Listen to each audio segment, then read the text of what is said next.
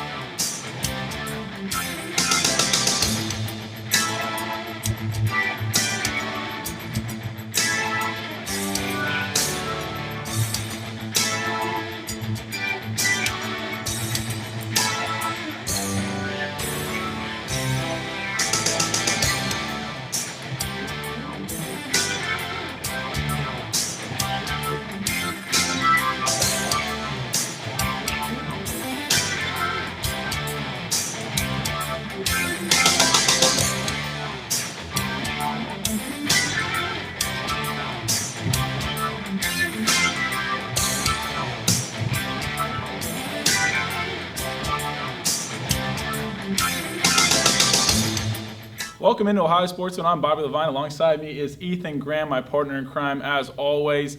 Ethan, Ohio University lost its football game earlier this week, 20-27 to Central Michigan. They put themselves in a little bit of predicament going to the final week of regular season.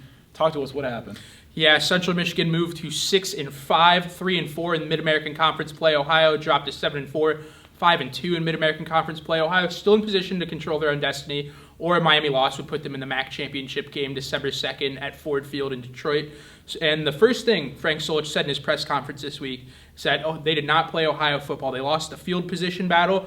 Central Michigan started on their own 32, Ohio on their own 26. Lost the sack battle, which has obviously become a signature win in games for Ohio, 3-1. And Ohio was -3 on the turnover margin. Hard to win football games against anyone when you're playing like that. It was a slow start for Ohio. They got down 17-3 at half. Quentin Maxwell and the Bobcats had 7 drives in the first half, 4 punts, 2 fumbles, one by Dorian Brown and Quentin Maxwell. The fumbles were momentum killers in the first half. The first drive of the game, Ohio went all the way down the field, got to the Central Michigan 20, and fumbled it. Lost sure points, would have been a lead to open up the game. Maybe would have been a different first half if Ohio would have gotten the momentum on that first drive. It was a good job, though, by the defense to keep Ohio in the game. There was a drive where Central started deep in Ohio territory. Cleon Aloisi, Blair Brown, Chad Moore, all coming up with huge plays in that drive to hold Central Michigan to a field goal, make it 17-3 as opposed to 21-3. You might be looking at a completely different game. Ohio did have a good second half. Quentin Maxwell to Poppy White on the first drive, a 16-yard touchdown pass to make it 17-10. And Ohio would continue to come back, actually tie it in the second half, but Central would pull away in the end. A Cooper Rush touchdown pass to Tyler Conklin, make it 27-20. Ohio would still have 2 more chances to tie the game, but an interception and a fumble would be their last 2 drives. There was one positive I took out of this game, though, is the continued good special teams play. Louis Zervos, 2 for 2, continues to be near the NCAA leaderboard in field goal, near the top of the leaderboard in field goals made. And Michael Farkas averaged 44 yards per punt, so not all bad for the Bobcats, but obviously not the result you want. Let's keep going here on the stat train. Quentin Maxwell finished the game 16-36 with 208 yards passing, 1 touchdown and 1 interception. To go along with that, he had 12 carries for 56 yards on the ground. To go along with what Ethan said, 2 fumbles and 2 fumble losses. Dorian Brown had 12 carries, 91 yards, and also a touchdown. Sebastian Smith, who we caught up with last week, had 4 receptions for 92 yards to lead the Bobcats in that category. And like Ethan said, only 1 sack, both half a sack there by Blair Brown, who we also met up with last week. Cooper Rush finished the game 25 of 32, 268 passing yards, 2 touchdowns, a QBR of 82.2. Hats off to you, Cooper Rush. This week, coming forward after this weekend, Ohio is at home against Akron, Ethan. They need to win that game. If not, they have to scoreboard watch and end up watching Miami, who ends up hosting Ball State. Can Ohio get it done? Yeah, I think they're definitely capable of, and they're certainly capable of beating Western Michigan, too, and moving to the MAC East Championship. But some things are going to have to happen for Ohio this week is they're going to have to really take care of the football.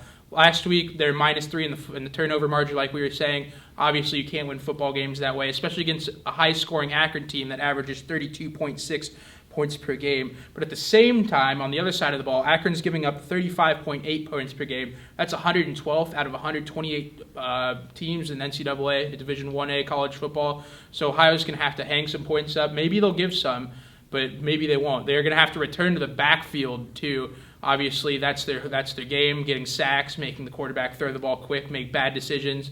And they're really going to have to get some sacks, some defensive plays for them to become victorious this week. Moving away from the MAC now, there's other college football that happened last week, believe it or not. Bobby, the college football Final Four, very controversial this week. Michigan's still in after losing to Iowa. What's your take on that? Yeah, big thing. Switch up at the top there. 2, 3, and 4 lost for the first time since 1985. I personally have a little mix up there. The top four for the college football. I have 6 at Wisconsin. I have 5 Michigan. You have to hurt Michigan on a loss this late in the season, even if it's at Iowa. Number 4, I've got Clemson falling behind Louisville, even though Louisville lost to Clemson earlier. Again, you have to hurt a team that loses this late in the season. Louisville's at 3, Ohio State's at 2, and Alabama at 1. Alabama's number 1 for sure. Only undefeated team in the Power 5. One more question before we get a break here. Week 12, big week of college football coming up. What are your games to watch this week? Right now going on, Louisville is at Houston in a very, very tough predicament. They're down 17-0 here in the second quarter. Watch out for a big upset for Tom Herman and the Cougars down in Houston. They get his players up for the games. I expect a big win out of Tom Herman. Keep the train rolling. Indiana goes on the road at number 3 Michigan this week. Huge game for the Hoosiers. They're right now at 500. Spate, the quarterback for Michigan, is hurt and will not play. He broke his collarbone, is out for the rest of the season, so good luck to the Hoosiers. And as well, Oklahoma at number 9 goes on the road to number 14, West Virginia. This will be pretty much the Big 12 championship. If Oklahoma wins, they put themselves in a very tough predicament, losing to Ohio State earlier this year. That's all we got for college football. We'll take a quick commercial break. When we come back, we got basketball here on Ohio Sports Zone.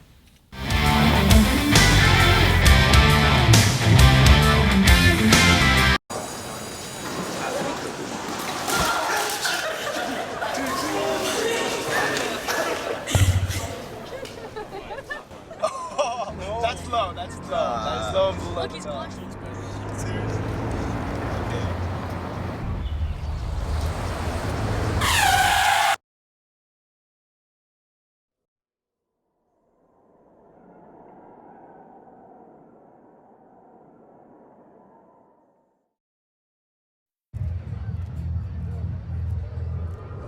Looking for these? You drive buzzed. It could be one very expensive ride.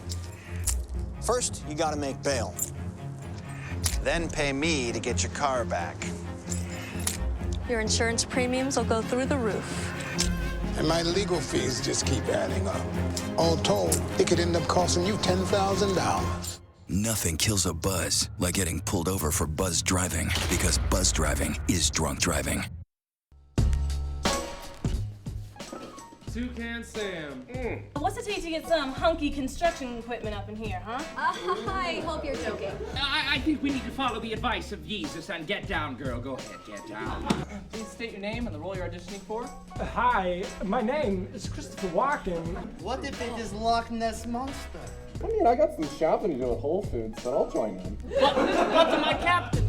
I'm right then. I knew I was right.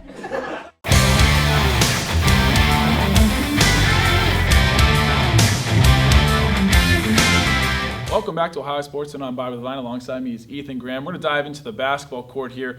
The men's team is off to a 2-0 start. They're playing great. They beat Southern 77-67 and Sam Houston State 96-75. What's going on with the Bobcats? Yeah, they opened their season with their 13th consecutive win to open a season. It was a 77-67 win over the Southern Jaguars from the SWAC conference. Ohio did get off to a rough start in this game. Antonio Campbell had 2 fouls very early in this game within the first 5 minutes. Doug Taylor did play some serious minutes, though. He stepped up, led the Bobcats with 8 rebounds, 4 players in double figures. Nice to see the scoring distributed evenly.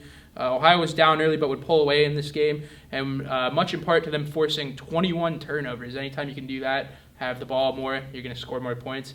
Highlights from this game, Rodney Culver had a great putback dunk, really got the ozone going, really got some momentum going for the Bobcats. Later in the week, they dominated Sam Houston State 95-76, shooting 55% from three-point. Antonio Campbell, 20 points, 9 rebounds, including 3 threes. After a tough game, shooting in the first game rather, Kenny Kaminsky went 5 for 5 from deep, 6 of 8 overall, would finish with 17 points. So a very good start for the Bobcats, Bobby. Yeah, getting the momentum moving into the toughest non-conference game. On Friday, they play at Georgia Tech. The Bobcats, being a non-Power 5 conference, are favored by 1 point. What are the keys to victory, Ethan? Yeah, Georgia Tech's going to be having a new coach out there. No more Brian Gregory, Josh Pastner from Memphis. They do have 2 transfers from the MAC, believe it or not. Guard Jordan Price from Eastern Michigan and forward Kellen McCormick. Might be familiar to you Bobcat fans who watch MAC basketball. And they're going to have to wait to contain Ben Lammers. He's a 6'10 center for Georgia Tech. That's obviously a very difficult task when you're a MAC team that doesn't have that much size usually. Antonio Campbell, maybe not the most imposing defensive Taylor. I look for Doug Taylor to get some serious minutes in this game, similar to the first game. Who has looked good on the Bobcats? I know obviously 2-0 start, playing not the best competition in the world, but moving forward to Georgia Tech, you're going to have to some players step up. Who's not going to be? Yeah, Doug Taylor's going to have a huge game. Pretty much any forward down low. This kid Lammers is really off to a great start. 15 and 13 in his last game. So pretty much just anyone that plays down low is going to have to step up. Kaminsky showed great resilience, obviously, after that tough first game shooting-wise, going 5 for 5 from 3. And Jerron Simmons is going to have to cut down on the turnovers, too. 10 through his first 2 games. You don't really expect that out of him. And there's no reason to really think that's going to continue going forward after being 3rd in the NCAA in assists last year, too. Staying on the positive side, here's a little stat thing for the first 2 games. Kenny Kaminsky scored 14 against Southern, 17 against Sam Houston State. Tony Campbell had 14 against Southern, 20 against Sam Houston State. Jerron Simmons, the point guard, he had 11 and 6. And Jordan Dardis had 15 and 17. Now, on the dark side, what have the Bobcats concerned you with? Any questions that are still lingering in answers? I know Tony Campbell started out one of the games with a couple fouls, getting him off the floor because you have to watch out for him fouling out. He's a big guy down low. Is that one of your main concerns? Yeah, they're certainly going to have to stay out of foul trouble. It's not just Antonio. It's really anyone on the court. You look, Ohio only has an 8 or 9 man rotation. While those players are great when they're out there, you really have to stay out of foul trouble. They really don't have more than 2 or 3 forwards we've seen play. Taylor and Campbell obviously are going to carry the load, play pretty much all of the minutes, so they are going to have to stay out of foul trouble too. They're going to have to avoid turning the ball over. You saw that in the first game against Southern, especially in the first half. They were just careless with the ball at times. But I really don't expect that to continue. That's one of Saul's big coaching points, is to not turn the ball over, and I don't expect that to continue. What are your expectations against Georgia Tech? Do we get a win? Yeah, I think the Bobcats are going to play in a close game, maybe not win until all the way towards the end, but this is a huge game for them. They're going to give Georgia Tech their best shot. An ACC school would be a great resume builder. I expect Antonio Campbell, Dardis, Jerron Simmons, maybe even some surprise players off the bench. Culver, the redshirt freshman, had a great game against Southern. Maybe even Doug Taylor continues his work on the boards. Well, good luck to the Bobcats on Friday again at Georgia Tech. Looking ahead, though, the whole MAC is getting underway. It's not just the Bobcats. Who has looked good here so far early on this season? Yeah, there's 4 undefeated teams in the MAC: Ohio, Kent State, Northern Illinois, and Central Michigan. Akron, who we all thought would win the MAC, opened with a loss to Youngstown State. Very surprising in that inner Ohio matchup. Northern Illinois has 2 wins, one over Indiana State. They're a decent basketball program. And Western Michigan earlier today had Villanova on the ropes. Came back from a 14-point deficit, cut it to within 3 the last 3 minutes of the game. Villanova would eventually pull away, but that's a huge moral victory for the Broncos, a program that really has been struggling in men's basketball these last couple of years. Thomas Wilder had 19 points in that game for the Broncos. There you go. That's the rest of the MAC here with Ethan, Graham, and myself, Barry Levine. We're going to take a quick commercial break. We're going to flip side to the women's basketball here on Ohio.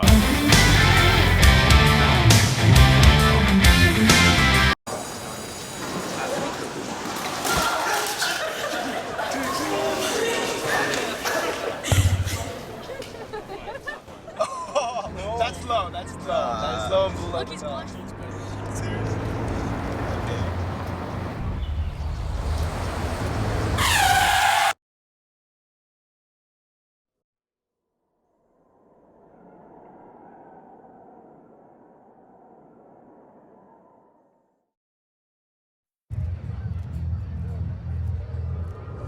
Looking for these? You drive buzzed. It could be one very expensive ride.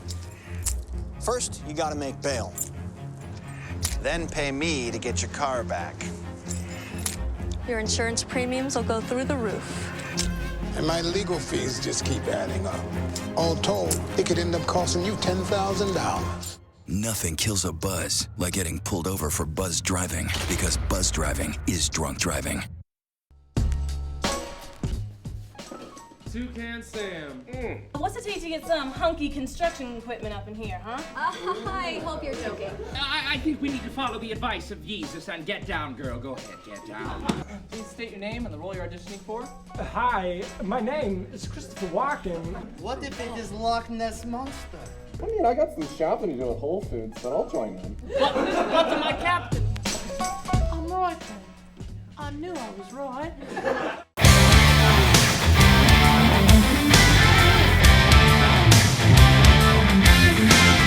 Welcome back here to Ohio Sports Zone. Ethan Graham with Bobby Levine. Bobby, the women's basketball program got off to a great start, a 76-48 win over High Point. What happened? Well, before I get into the game details here, I want to give a huge shout out to Taylor Agler. She was named Female Scholar Athlete of the Week in the MAC with a 3.25 GPA. So congrats to her. The Bobcats, though, on the other hand, also off to a good start. They won 76-40 against High Point, a small university located in North Carolina. Jasmine Weatherspoon, a beast down low, 17 points, 12 rebounds, and 4 blocks from her. Taylor Agler, of course, not only can she study well, she scored 15 points for the Bobcats. And Kelly Carlis, a very tall girl out of Chicago, 11 points, 3 for 4 from behind the arc. The Bobcats looked good this game. First game back after losing Kiana Black, so good for them. And Bobby, that game was a tale of two halves. The shooting percentage was way down when the bench came in that game. Obviously, they're up a ton. They're going to play the bench. But is that a concern moving forward for you, the bench production? Well, it's very early on. You can't just look at one game and say the bench is going to kill the team. Obviously, you still have a lot of young people on this team, so you'll expect the slow start. The Bobcats shot 55.2% in the first half. The Bobcats also outscored High Point 31-6 in the second quarter, so the starters were taken out very early on there in the second half. As a whole, though, the Bobcats shot 49.1%, so the second half from the bench players did come in. A little nerves, I would say that. They're very young, like I said, took advantage of that, and they didn't shoot as well as the starters did. Also, they shot 53.4% from behind the arc.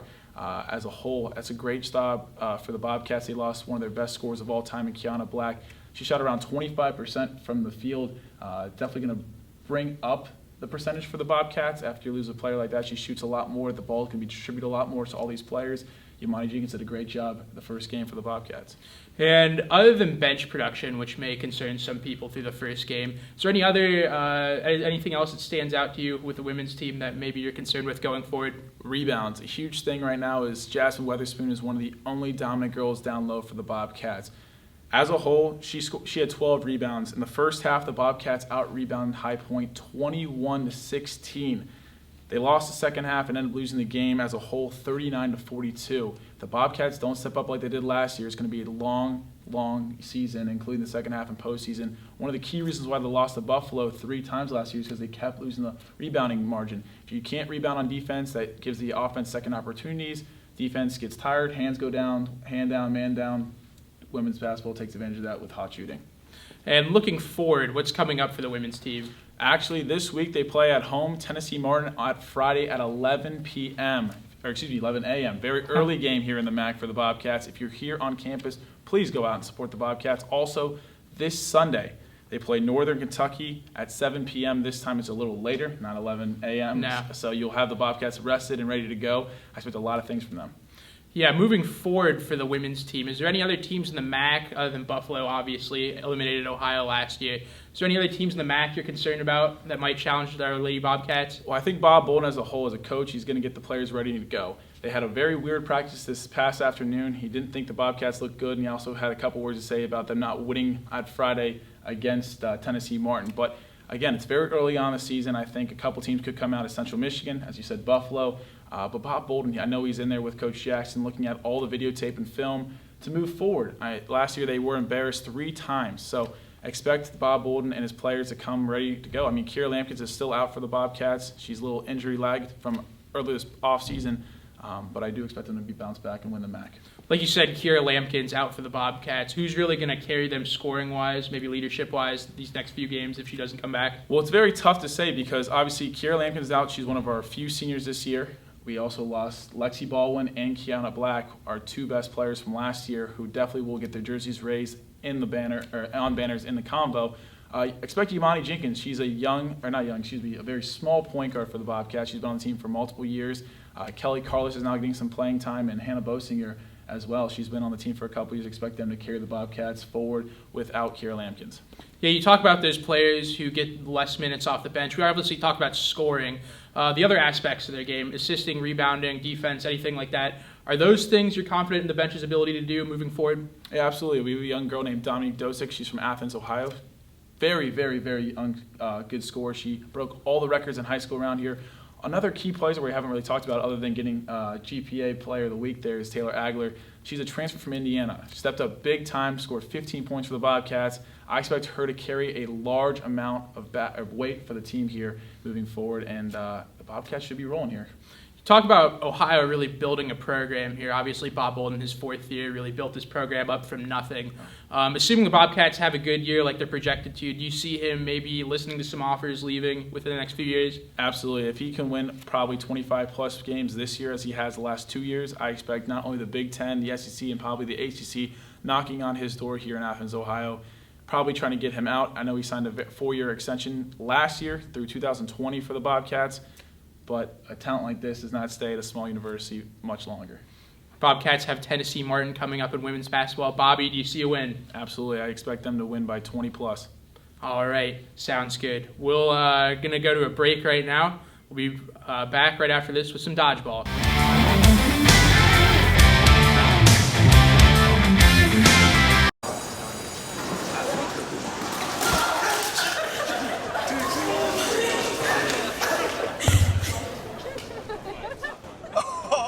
That's low and below. Look, he's blushing.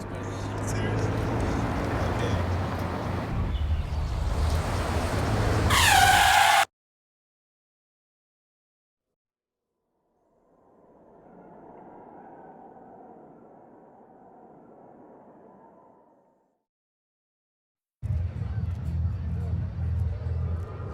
Looking for these? You drive buzzed. It could be one very expensive ride. First, you gotta make bail. Then pay me to get your car back. Your insurance premiums will go through the roof. And my legal fees just keep adding up.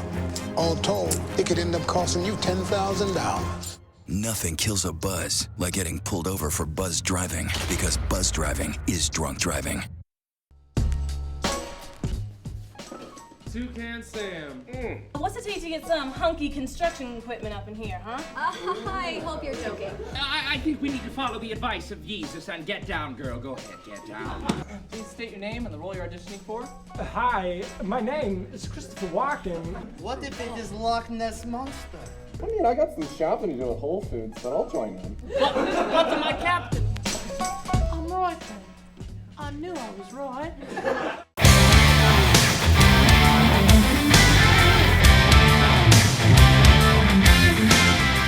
Welcome back, Ohio Sports Zone. Ethan Graham, Bobby Levine. Nate Sexauer, usually behind the cameras, is going to join us in front of the cameras to talk some Ohio University Club Dodgeball. Nate, how's your season going? What's your record? Take me through it. Well, right now, we're a pretty new team. Like I've mentioned, we started last year. So we have played 3 tournaments so far, and last year, through our first 3 tournaments, we were 0, 9, and 0. But this year, for our first 3, we are 2, 3, and 5. Those 5 overtime games get those 5 championship points in the rankings. It's very similar to a hockey-type scoring.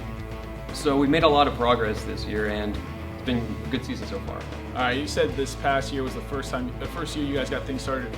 How did you get things started as a team, and how do you join the team? Well, essentially what happened last year is I met Caleb Arnold, our president and head captain, and he approached me because he was a transfer student from Bowling Green University. He offered me a chance to be a captain and help start the team. And the rest is history. We just went from there. And I'll put my information in the description of this video. You can contact me or Caleb if you are interested in joining the teams. We have practices twice a week. And another question for you. Dodgeball legend Patches O'Houlihan once said, if you can dodge a wrench, you can dodge a ball. Is there any truth to that sort of philosophy in the game of dodgeball? Well, I guess it all depends on how fast you could throw a wrench, because last year, according to the NCDA Nationals, which is the National Collegiate Dodgeball Association National Tournament, we had a throwing competition, and the fastest throw came from Brian Peacock of Ohio State University with a 73-mile-per-hour throw. Matt Botch from University of Wisconsin-Platteville came in second at 72.25 miles per hour. And Nicholas Hazargian from Saginaw Valley came in third at 72. So if you could throw a wrench faster than that, I'm not sure I'd be able to dodge it. There you go. Now, you're mentioning a whole bunch of different teams there. How's your schedule set up? I know you guys don't have a whole conference as it is, but you want to explain how your schedule's set up and who you play and all that good stuff. Well, essentially how it works is teams on the there's an official page for all the captains, and teams propose, hey, we have a tournament coming up this month. If you're interested, let us know. We'll put you on the schedule. So we've been to 3 this semester, and we went to, I think, 3 or 4 last semester in the first semester of last year.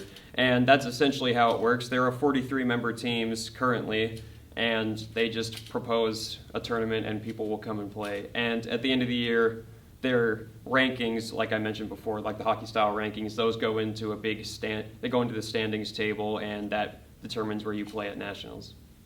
What is the funniest or most memorable moment you've had in your dodgeball career? I'd say that there was one point at practice where we had a guy, and he got hit in the face and the guy's glasses knocked off, which is not an uncommon occurrence, so we kind of stopped a little bit, made sure he was all right. And then as soon as he puts his glasses back on, another ball comes and hits him in the face, knocks his glasses off again. It's an unfortunate reality of the game. All right, now as a whole, how many players do you have on your team, and how does the game work back home for the people that don't understand or don't know the game of dodgeball or have not seen on ESPN 8 The Ocho? Well, essentially, we have about 26 players on the team right now, and how it works is we play 15-on-15 style games with 5 reserves available, so we usually bring about 20 people. And there's 10 balls in the middle. If you throw the ball and hit somebody, they're out. If you catch someone else's ball, they're out, and you get someone back in. There are a couple more rules according to catching, but I'm not going to go too deep into it. Blocking, you can block a ball with your ball. And yeah, that's the gist of it. It's also I forgot to mention it's 2 25-minute halves, and whenever everyone gets out, it's a point for the team, and you reset and keep playing. Who is your least favorite and favorite team to play? Is there any dirty dodgeball teams? Is there any great rivalries you're a part of, Nate? I wouldn't really say there are too many dirty teams because, it's a little hard to tell when you get hit. It's a very fast-paced game, but I'd say Saginaw Valley is one of the most challenging teams we've played. They're very crafty and they're a very feisty team. They always seem to find ways to come back when we play them. But I would say Akron is probably our biggest rival right now because of our 5 overtime games this year. I think 2 of them have been against them. So they're a young team like we are. So I really look forward to playing them every time we see them in the tournament. Now, how good is the leadership on the team? Do you expect this team to last a couple more years after this or a long, long time? I think it's going to go a while because right now myself, Caleb Arnold, DJ Murdoch, and Zach Howman are the current captains, and I think the new players we have this year have been very enthusiastic. Last year we had some issues with people not being committed, but this year we have great numbers. We always bring about 20 to a tournament, as opposed to last year where we would struggle to get like 13 or 10. And some teams have even complimented us, like Ohio State at our last tournament last weekend's asked us like how we keep so many members. So I think that because of the enthusiastic young players we have, we're going to stay around for a while. And coming up for you guys, who's your next game, and where can we maybe find out the result of that? We don't have any tournaments yet. I think we might be traveling to Chicago to play DePaul next semester. This semester we're just going to have another practice and then close out for the winter break. But we usually post our results on our Facebook group, Ohio University Club Dodgeball, or the NCDA website, which is ncdadodgeball.com. Well, thank you, Nate, so much for coming on. Before we wrap things up and head to Thanksgiving break, it's a thankful time of year. Nate, what are you most thankful for? Well, I'm thankful. I know this has been a challenging year for some people, and it's been difficult for me as well, but I'm thankful that we're coming towards the holidays. Everybody can get back together with their families and maybe just have a nicer ending to this year that's been very difficult for some people. I am thankful for my pets, my cat Oatmeal and my pit bull Lucy. I am thankful for Blake Hardesty, Mateen Osachik, Nate Sexauer, who joins us, and Mitchell Lyons, wherever you are. I hope you're safe. Hopefully you'll join us here on Ohio Sports Zone coming up. And I'm thankful for the Columbus Blue Jackets, off to an 8-4-2 start, one of the best starts in franchise history.